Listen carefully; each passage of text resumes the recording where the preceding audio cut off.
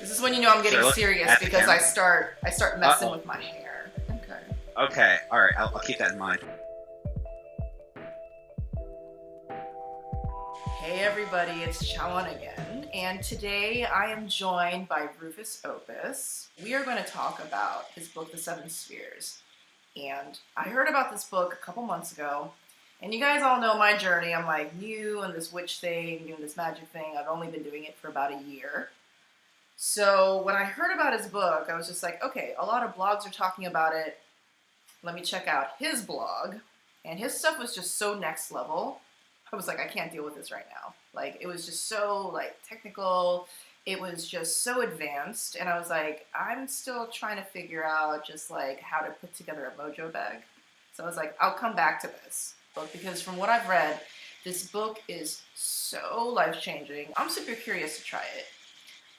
But before I do, because I'm super cautious, like, I want to talk to Rufus, ask him how to do it correctly, and maybe some hints so that people who are watching can also do it in a way that's more gentle because, you know, this shit can become like real hardcore real quick. I am so happy that you're joining me. Well, I'm so happy that you invited me. I am enjoying this conversation very much. I find you quite charming, I must say. Oh my god, wait a second. Are you trolling me right now? Because you're saying nice no, things. I am not a troll. That is a myth and a rumor. So, wait a second. Is that water or is that whiskey? Oh, yeah, that's whiskey. Oh, damn. Hey. Hold on a second. Now I need to bring alcohol. This, my friend, is Korean wine.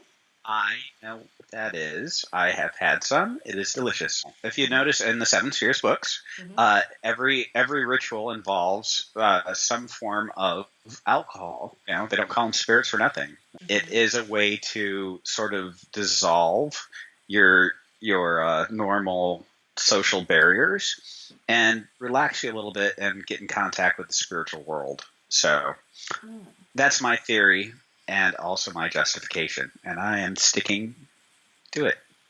Good, and I'm going to stick to this Chinese herbal medicine mixed with alcohol, and therefore it must be somewhat good for you. Sort of alcohol. Right, this is a Canadian herbal medicine.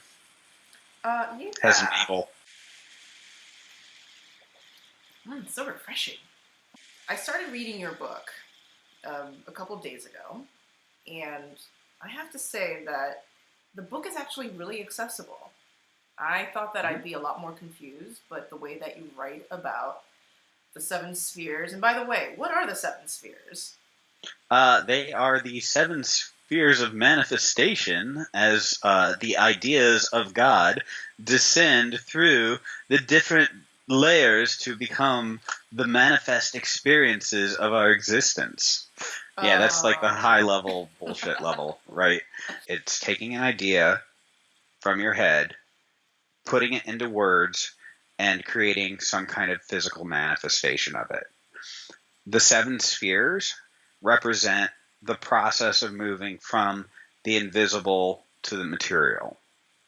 You know, it's real easy to just... From, let's say, law of attraction then, because isn't that what law of attraction talks about? It's you think about it and then you like make a vision board or you like write mantras like I have a new sports car.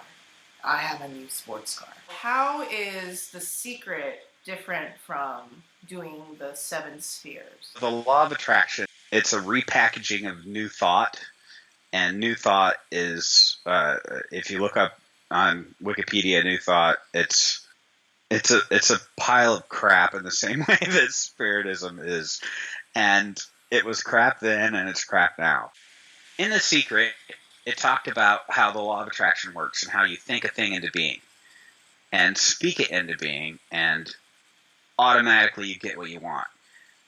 It did not work for most people. It was functionally a failure in real life. The reason it doesn't work when you just try to think things into being and speak things into being is because you don't understand the forces of creation and manifestation that go into making your words effective. The seven spheres are an approach to understanding how things actually manifest in the world. It is not for everyone. things begin as an idea, and then they descend through these 7 spheres, and in each sphere the idea gains a little bit more materiality. It goes from nothingness, or the pure thought form of it. It gets expressed as a word. It goes into Saturn. It becomes truncated. It gets a birth and a death in Saturn. It goes to Jupiter, and all the blessings that idea is going to receive in life are deposited upon it. It goes over to Mars, and the barriers around it to protect it and defend it are established. And also, all the struggles and strife that you're going to face around manifesting that idea are established.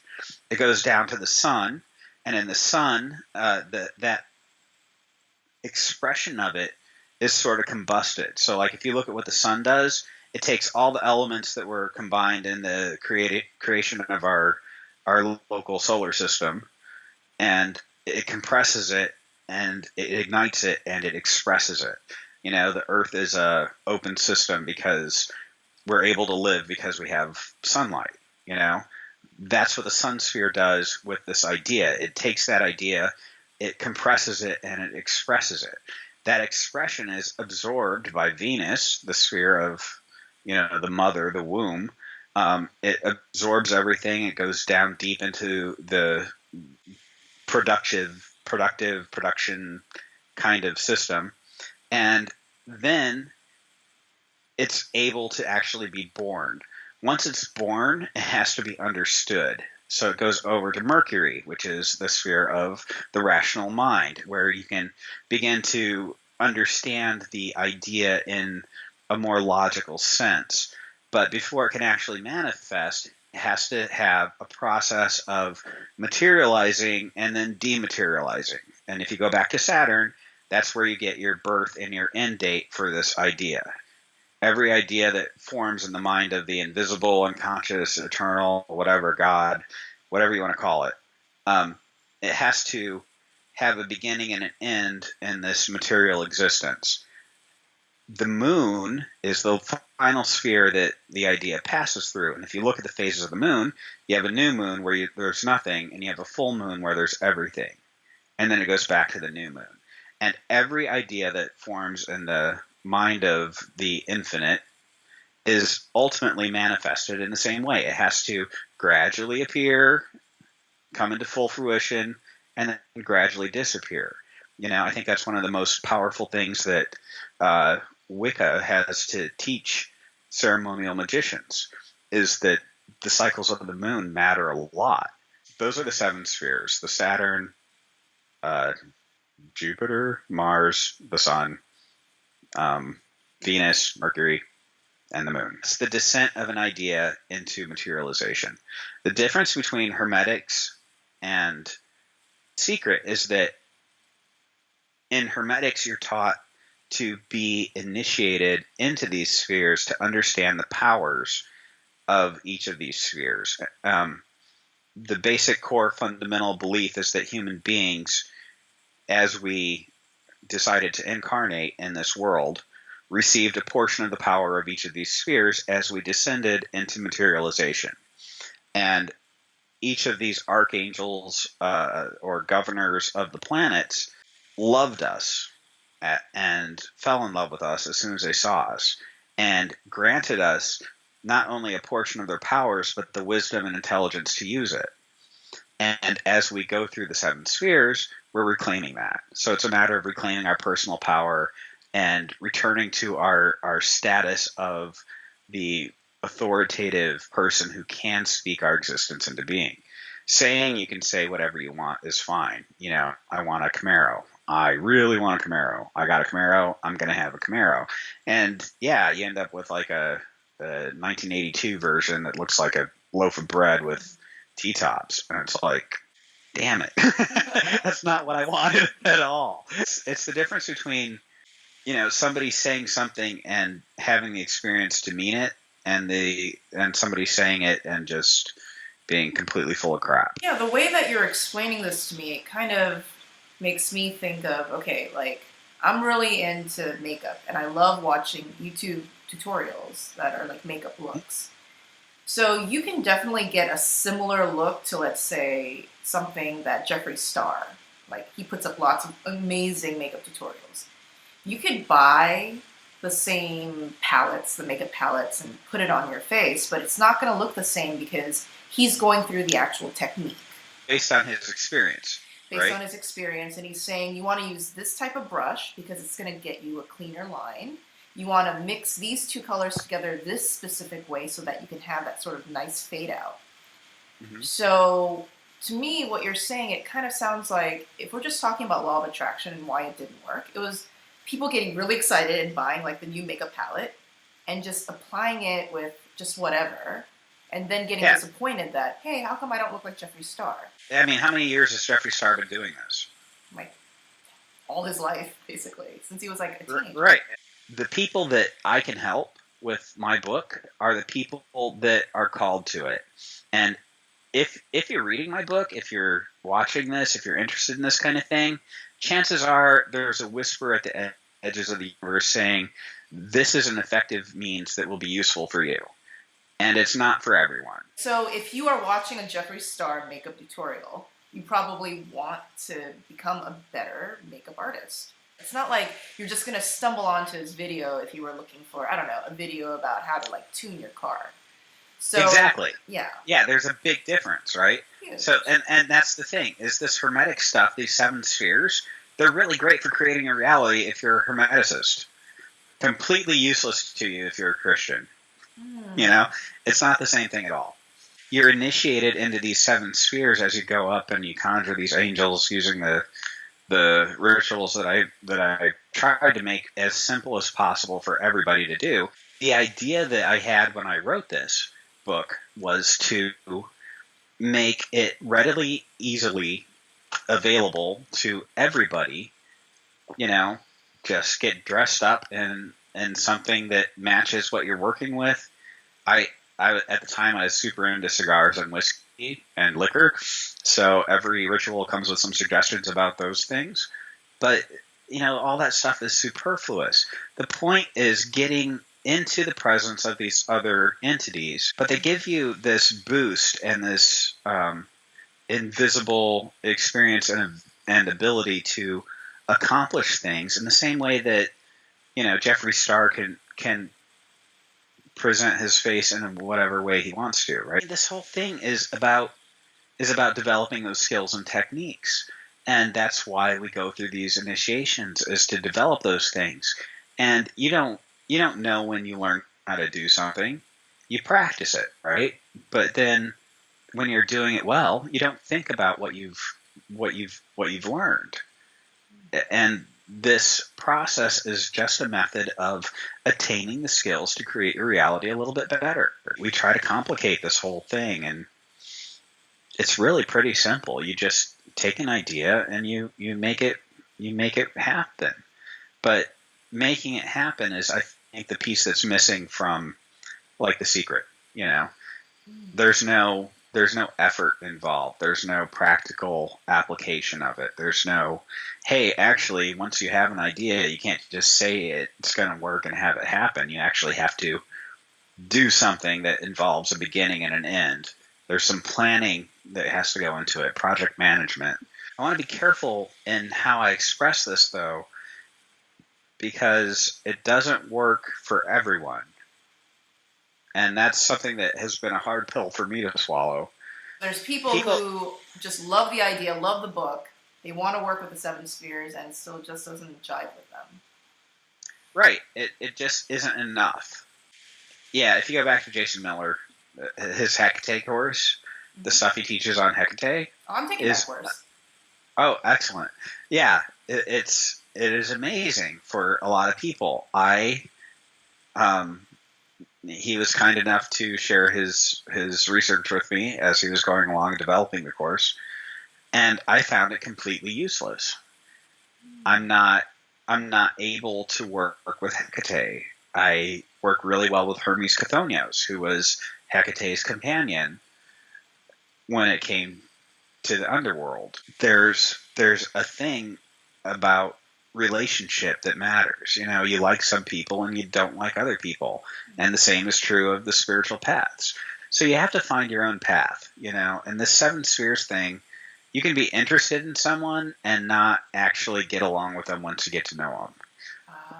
It's like online dating.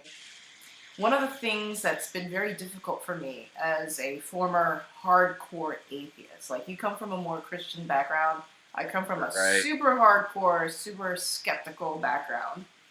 And it's been really, really difficult for me to accept that maybe the planet Jupiter has an intelligence. What? No, Or that, just like that there's some sort of actual intelligence in the stars in the sky.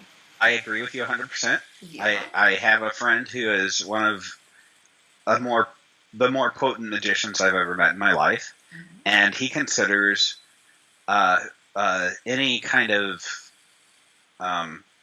what's it called, a meteorite from Mars that got knocked off of Mars here as a Mars talisman, as if the planet itself, the physical planet, is a battery that represents some kind of power source related to this Hermetic philosophy. I mean, is it? And is it? No, not in my opinion, not even a little bit. So yeah, I get where you're coming from. These ideas that the physical planets are equivalent to the spiritual properties that are applied to them or projected onto them in the Hermetic system, it's, in my opinion, a complete falsehood. There is nothing about the matter that condensed to form Mars that makes it martial, other than the fact that it looks red if you're in the desert. In this witch group that I'm in, a lot of the women, they actually take the NASA photos of the planets and they use it in their altars. So that there's no correspondence between the two? Alright, so let's go back to the word. Right? The logos. The logos is an image of an idea. If, to them, the picture of the planet represents the energies that they're trying to tap into, then yes, it's going to be effective. Right? I'm touching onto the borders of chaos magic, and I hate that.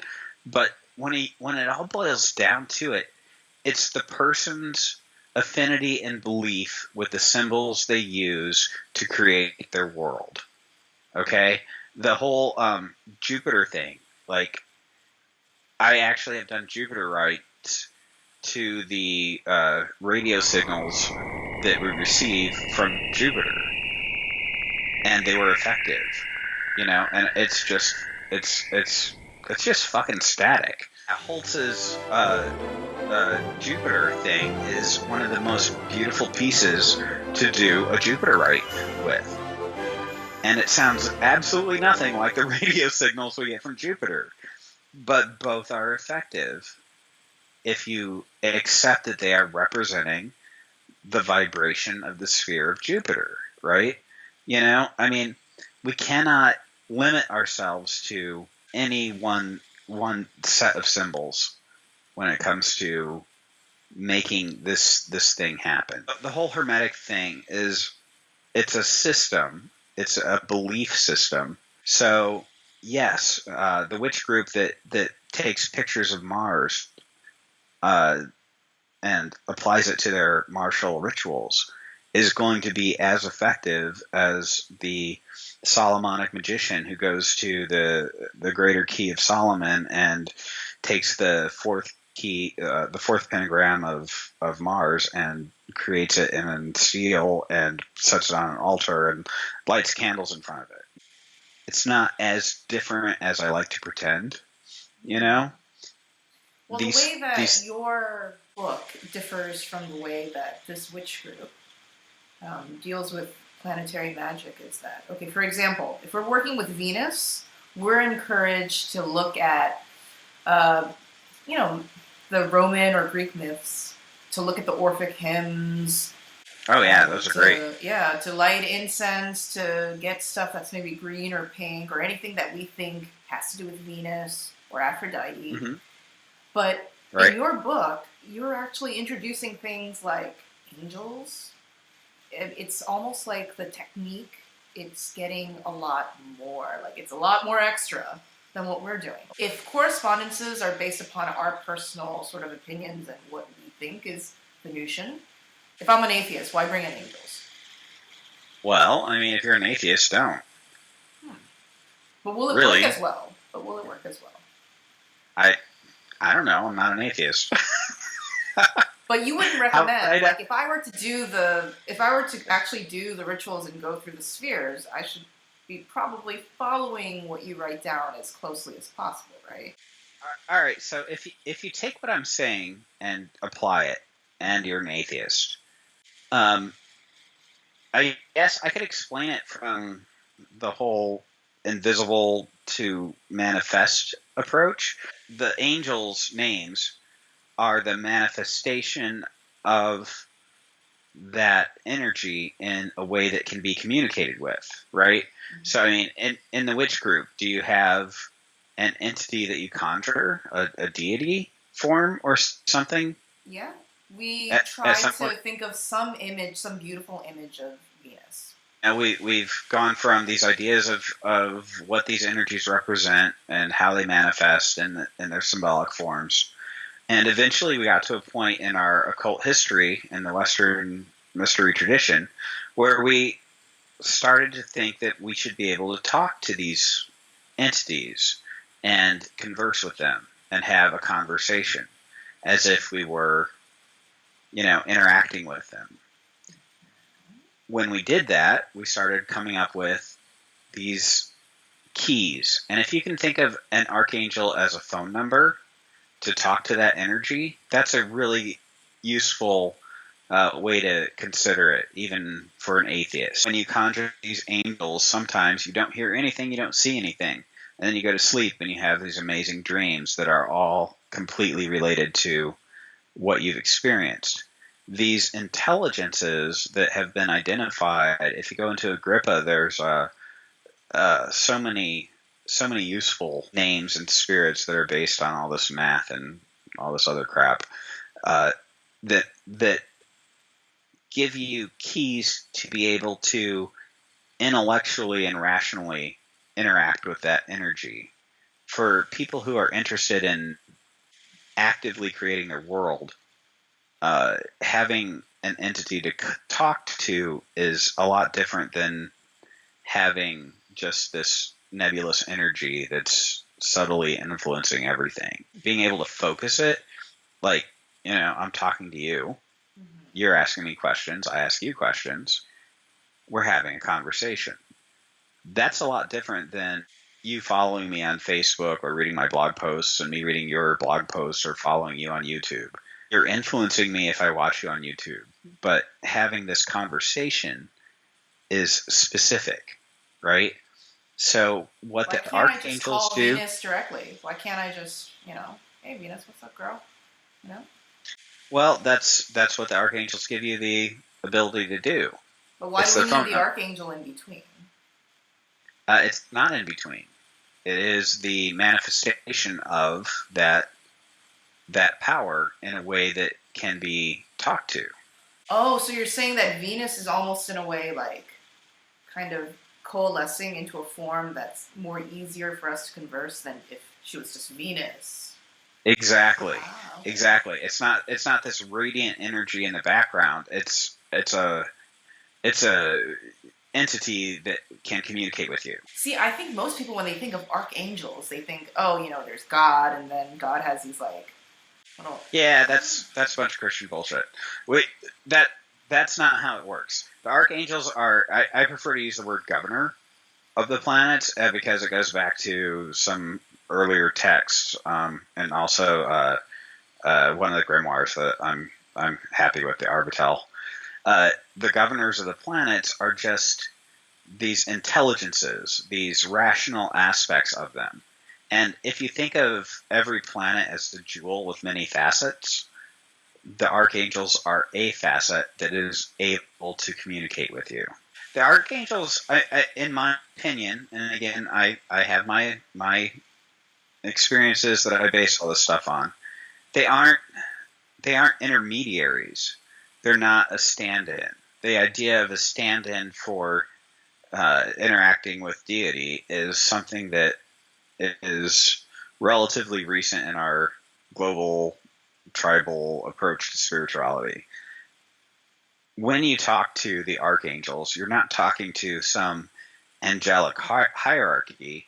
If you are able to conjure Venus using the Orphic hymn of Venus and have a conversation with her, you don't need no freaking archangels. You don't need Haniel. Haniel is useful for me because I come from a Christian background and I have this Hebrew narrative that has defined my existence, but it is not the force of Venus that is manifested only and solely through the Archangel Haniel.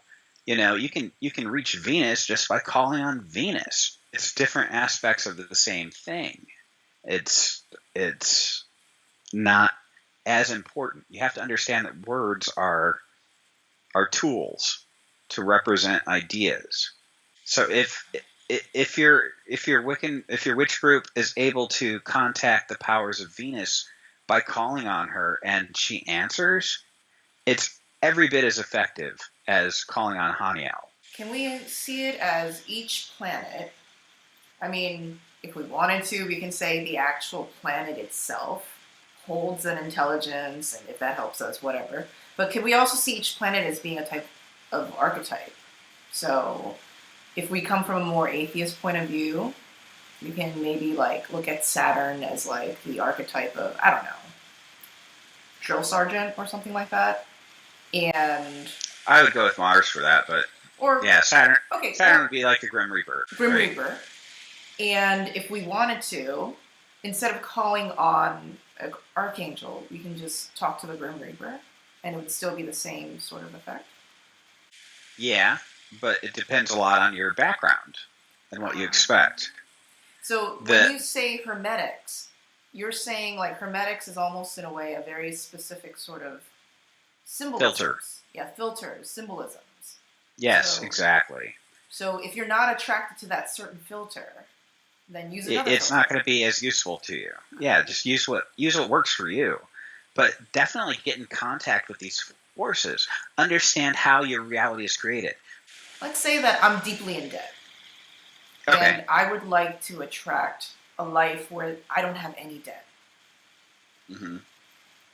How would I start working with your book and with the 7 spheres? Well, first you'd go through all 7 spheres because it is a process of initiation. It's an introduction to those forces. The conjuration of each of the spirits creates a harmony between yourself and those spirits. I would actually have to do a ritual for each of the spheres as laid out in your book. I recommend it. Yes. And how long would that take, approximately? You can do it in 7 days if you want to, but it's not advised because you do have to deal with any issues related to those aspects of your understanding of existence, right? So if you never got over the fact that your dad died when you were 6, for example, I'm not saying your dad died when you were 6, I hope he didn't, but if that happened and you never got over it, when you get into Saturn, you're going to have some issues to deal with death because Saturn has to deal with death. But it also has to deal with birth. Saturn represents the beginning and ending of things and also the foundation of everything that you experience. Getting into the presence of the archangels that are conjured in my book creates a resonance. What is resonance? What is resonance? Okay, if you ever go into a guitar shop and you pluck a G string, every guitar in the guitar shop that has a G string on it that's tuned appropriately will vibrate in resonance with that G string, right? Mm-hmm. So it's just a matter of harmonics. When you have a vibration that is in the presence of other things that are attuned to it, it will resonate at that frequency. That's science, Miss Atheist. Yes. So right. So the same thing happens when you conjure these archangels. The Hermetic philosophy teaches that we received a portion of every sphere as we descended into materialization. So before you were born, you went through Saturn and all the various different spheres before you manifested as yourself. We're talking at a soul level before I was born. Yes. So right. Before you actually agreed to take that first breath. Okay. I believe that life begins with the first breath. So, just for the record. Okay. So, are you saying that, like that concept that God is like an ocean and we're like the little raindrops? When God decided that I was going to be, that unique little snowflake or raindrop, like that raindrop, it went through all the 7 spheres. Yes. And then went into my mama's womb, and then I was born. Right. Okay. Exactly. That's exactly how it happened, in my opinion. Okay. That's my understanding of this whole process. And as you went through each sphere, you're given a portion of the power to create in each sphere. Every human being can create reality. Every choice we make creates our experiences, right? Mm-hmm. I mean, that's like a fundamental spiritual truth. Yeah. If I sleep instead of going to work, I get fired. Yeah. Right? It's a choice. Some days sleep seems better. Every day. Well, yeah. but no, I mean, that power to create our physical experiences comes from that descent through the 7 spheres. We receive the portion of each of those spheres to manifest those aspects of our life. You can create a wealthy life by focusing on the things that make you wealthy. That's Jupiter, right?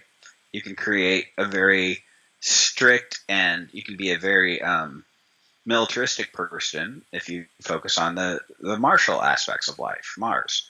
You can focus on Venus and be a very sexy person, right? It's whatever you put your attention to that you can manifest. Beyonce is like the perfect example. I go hard, take what's mine. I'm a star, 'cause I play.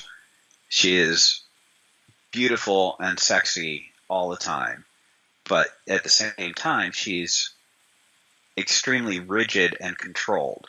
She controls her image. She controls how things look, right? So that's the moon.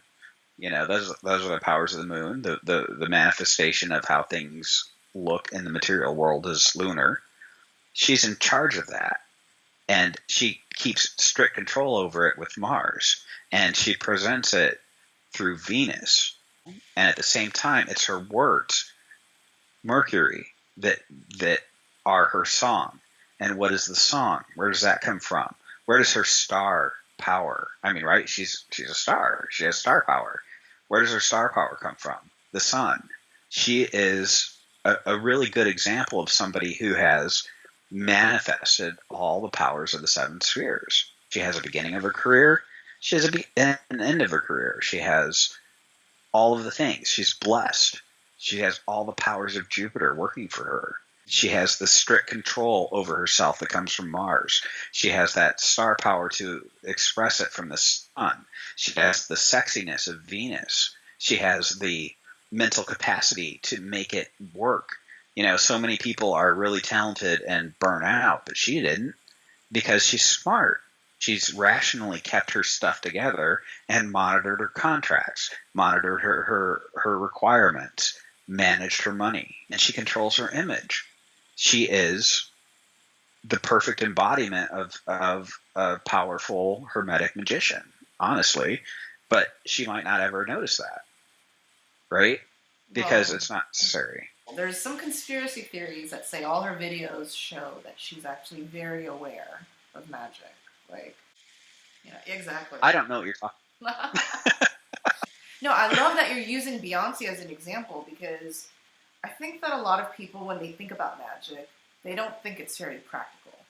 Or they don't want to be like that magician guy who lives in his mom's basement, and just plays computer games all day. And a lot of people are very busy as well, and they're just like, they don't know how this relates to their daily life. But what I really love about your book is that while I was going through it, I was just like, okay, I think I can understand it just from any point of view, because it's almost like if we go back to God being the ocean and we're like the raindrop going through each of the spheres.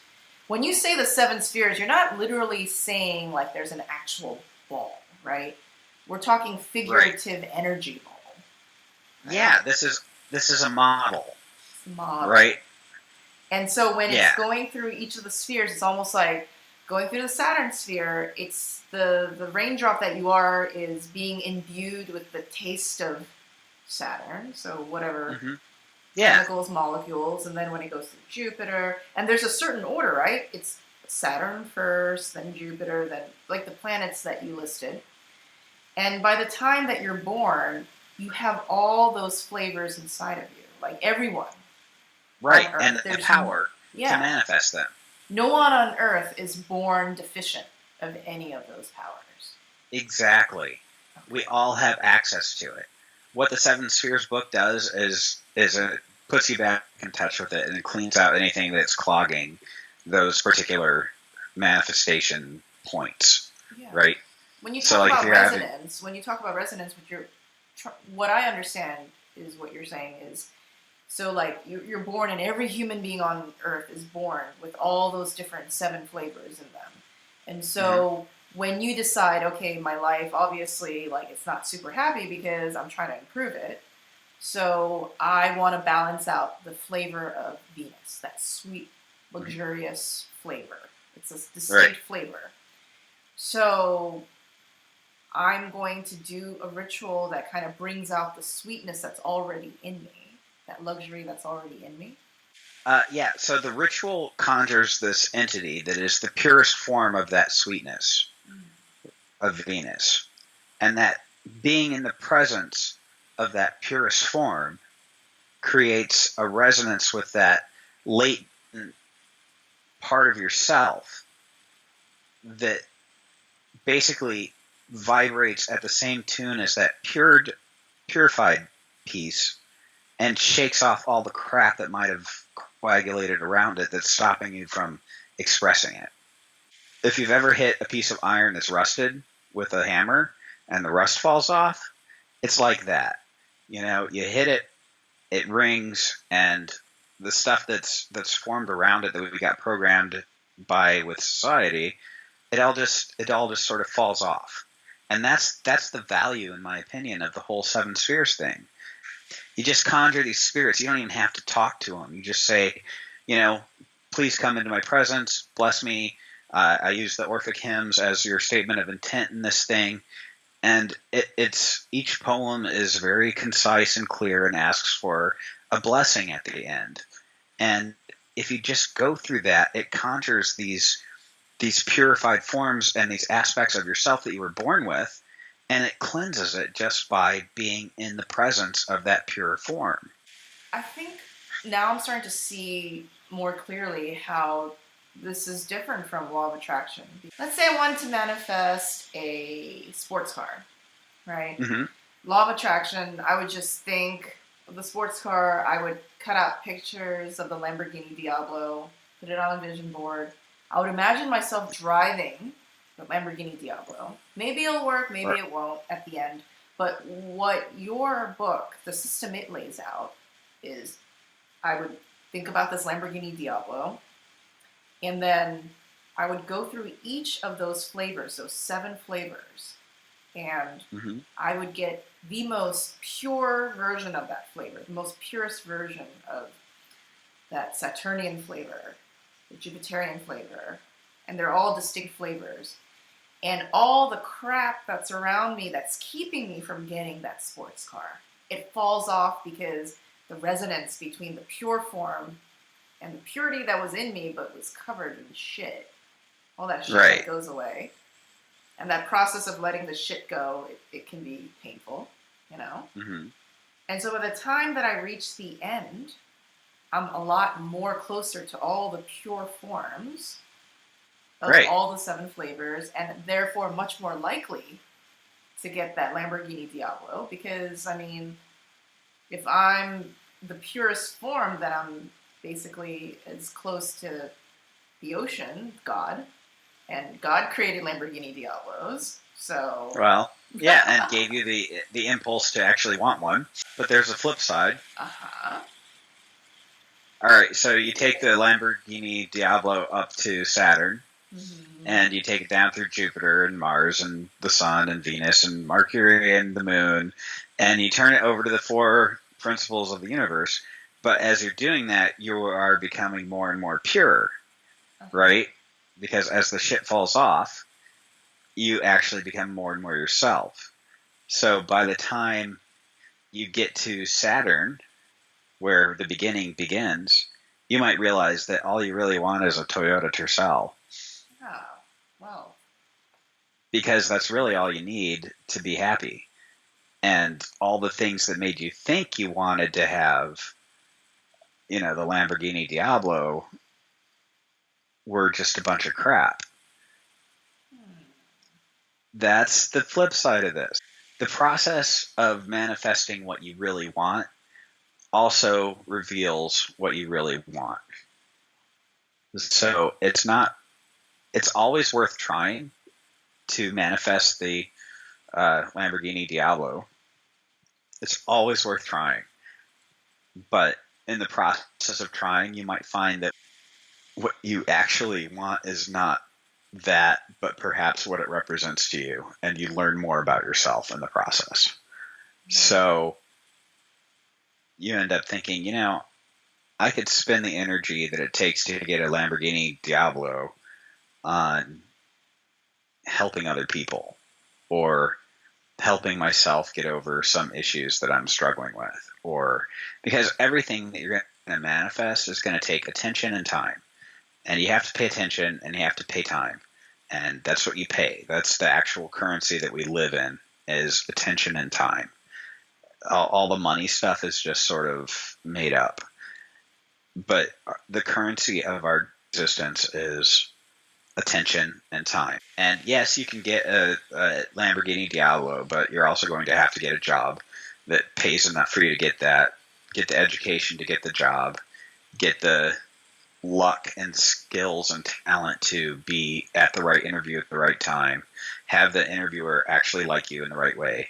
It's a process, and it's multi-layered. If you're part of Jason Miller's course, right? Mm-hmm. So you know how he's like, you don't just put the wish out there, you also put the resume out there.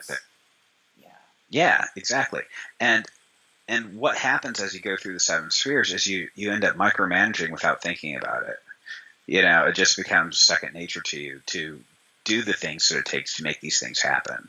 And the world works in my favor much more than it ever has before doing the 7 spheres work. The bottom line is that if you do this stuff, if it works for you, if you're called to it, if it resonates with you, you'll be a more effective human being.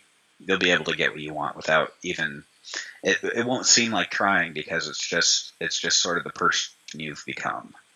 It's not work. It's just fun. You suggest that people get in touch with their HGA, their Holy Guardian Angel, before they start the 7 spheres. And yeah, what is an HGA?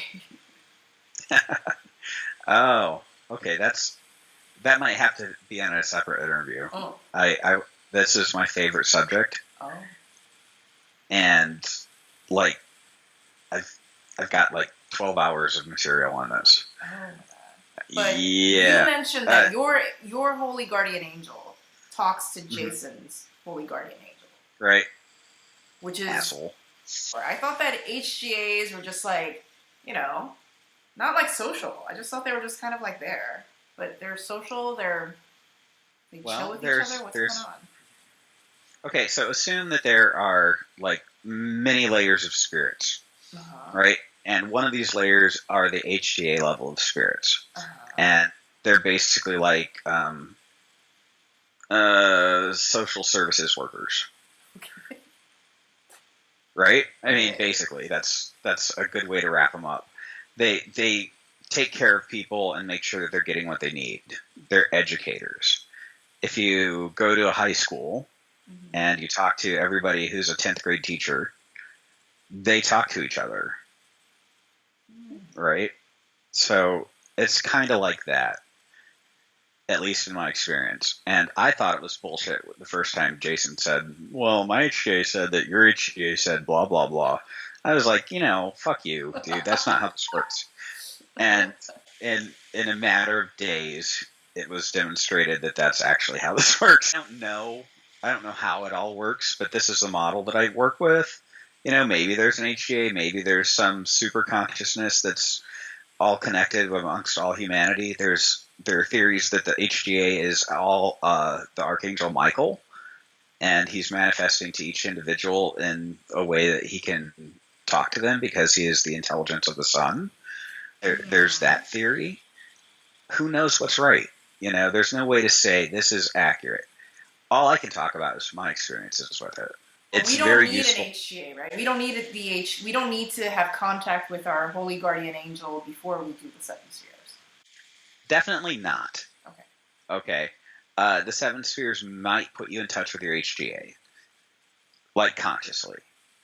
But the fact is that if there is such a thing as an HGA, which I believe there is, it's already in touch with you. It's touching you right now. It's over your left shoulder. If you had a mirror and you... Never mind. Yeah. It's right there right now. It's above and slightly behind your head on your over your left shoulder, and it's talking to you, and it's communicating to you, and it's guiding you and teaching you. And that's how it works. And it's always there for everybody who's ever been born, right? The whole HGA communication thing is just a matter of getting in conscious communication with it, to be able to talk to it and hear its voice a little more clearly. And that's the whole with your HGA, they are better like guides as you're going through the 7 spheres. Is that the point of getting in touch with your HGA for the 7 spheres? They are useful in that regard. If you're completely encrusted in dried mud and it's like stuck to your skin and you got to take it off, it's going to hurt. Or a scab, right? If you peel a scab off, it's going to hurt. You don't have to be in conscious communication with it to do the 7 spheres. It's useful, but it's not necessary, and one feeds into the other. You can start off trying to manifest something that is like a Lamborghini Diablo, or like, I don't know, trying to manifest like a really hot boyfriend or something. And you'll work through the 7 spheres, and maybe what you started out with won't be what you end up with, but what you end up with will be more what you really wanted. So you're going to win no matter what. So it's like a win-win situation if you just try. Yeah, what you end up with is what you actually wanted. You just sometimes we don't know what we want when we start. That's one of the things I think that most people are afraid to do. It's like they're just like, oh, what I really want is just like a really hot boyfriend, but I really shouldn't do the 7 spheres for that because it sounds so low level and petty. But it's sort of like, just start with that. Well, yeah, if you start with that, you take it up to Saturn and say, create me a beginning and an end for a hot boyfriend, and the end can be when I'm dead. That's fine. I get to be with a hot boyfriend for my whole life, whatever. If that's where you want to start, go ahead and start there. But, as you go through the spheres, you're going to discover more and more about yourself. Sometimes the way the universe works is you end up with a really hot boyfriend who's a complete jerk. You get exactly what you asked for and nothing that you wanted. And that's the lesson. You end up with a hot jackass. Woo! Yeah, that's when you're shaking off the shit, right? Like maybe the shit is that you have to go through the hot jackass. But then once you go through that, and you shake it off, and then you become that really pure or purified form of one of the 7 spheres or all the 7 spheres, then guess what? Like, out of that, somehow you're still going to win. You're still going to be on top. As long as you go through the process. And you end up with somebody who's also hot, but not a jackass. Whatever problems you had going into it are going to manifest in what your outcome is. That's a given. You cannot go into any manifestation right without experiencing whatever it is that you're bringing to it, right? So if you have issues that are like, oh my God, I'm so shallow that I have to have some really hot guy no matter what he's like in real life, and you just accept whatever comes along that looks like what you want. You're going to have to deal with the consequences, but you're going to come out of it smarter. And the next time you might find yourself in a relationship with somebody who's super hot and also super kind, because as your personal sphere, do you know what I mean by your personal sphere? Stretch your arms out as far as you can. Mm-hmm. All right. Now move around, right? That's your sphere. Mm-hmm. Okay? That is the extent of your physical ability to influence the world around you immediately, right? So as you purify that sphere, as you go through the 7 spheres, you purify that sphere. So if you really want a hot boyfriend, who is also emotionally aware, physically employed,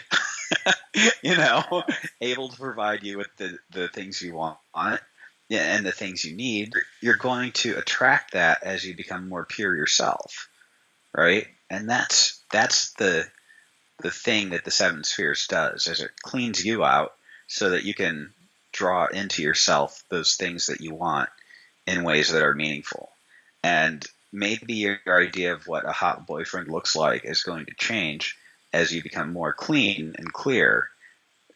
You might look more towards the emotional or spiritual sides of things rather than the physical manifestation. But that doesn't mean that you don't end up with like Arnold Schwarzenegger looking body and, Gandhi mind. You can end up with both. I mean, the secret trick of my whole work is that I hate people.